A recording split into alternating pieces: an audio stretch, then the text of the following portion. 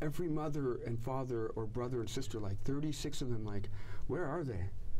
Like, I've never had a chance to speak with them or like lay their hands on me or ask me or tell them, I knew your children, I knew your child. What would you say to the families if you could talk to them?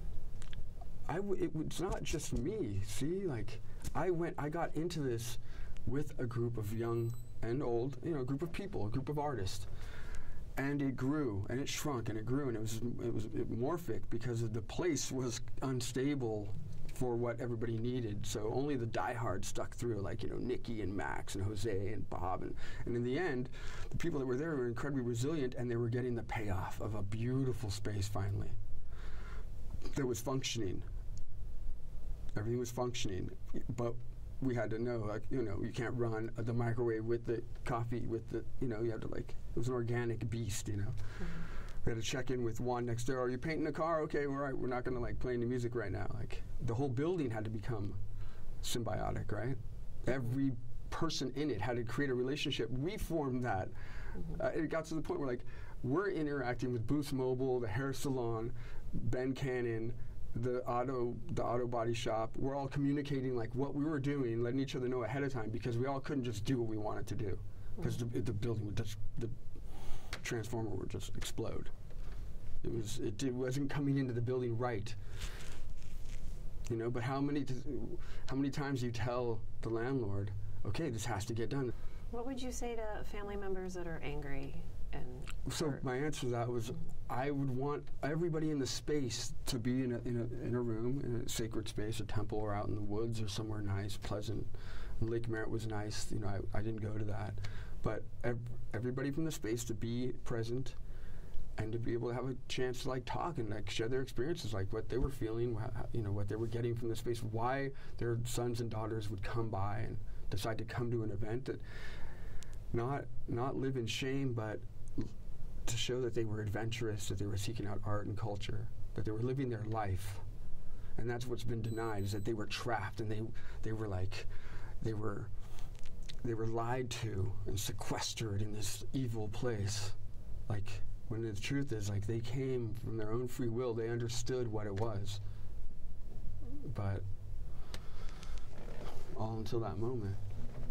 Now, from jail, Almena says he often thinks and dreams of those victims. Is there anything else you want people to know before we wrap up?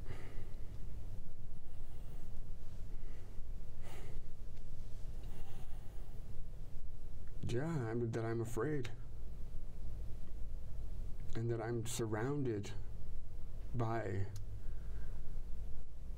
acts of violent crime and hate. That I'm, like, I could be so much more useful. I could dedicate my life. You could send me anywhere. I'll do anything. Get me out of here.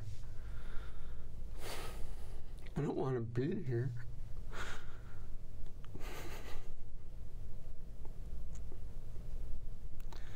I want to be with them. What do you tell your kids about being in here? I say I'm in a spaceship. And we're traveling through time and space. I try and, like, give them some sort of kind of, like, sci-fi, like, you know, they came to see me, and I'm like, they're all fighting over the phone, and, like, I'm in this box, and they came again to see me, and I'm in this box, and they're like, is this where you live, Dad? Like, no, I'm in another box. Like, I try not to, I don't know. They're beyond this. I make up for it by just telling them stories and telling them I love them. And yeah. They don't need to even, they can't. We're talking about, like, that was an injustice or a tragedy complemented by more unjust tragedy. Like, I'm a beautiful father. I'm a wonderful person. I know I am. I know who I am.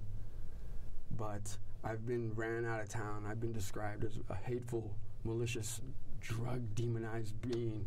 I would have gladly given my life that night for anybody there. For one life. Risking. I wrote that on my cell wall. I said, if I could have the honor to go back and sacrifice the possibility of my children not surviving, to have the honor the glory of being there for all those people in that moment of that terrible suffering. Because I know who I am. In that moment, my voice would have called through. I would have guided. I would have walked into the fire. I would have dragged people. I would have thrown them out the windows. Okay? And you know that about yourself because I have 3 children. And so I'm a liar by saying that I would have saved your children if I was there. I'm so sorry. So they died because I wasn't there. So I'm in jail because I did what was right for my kids that night. It's the ultimate riddle.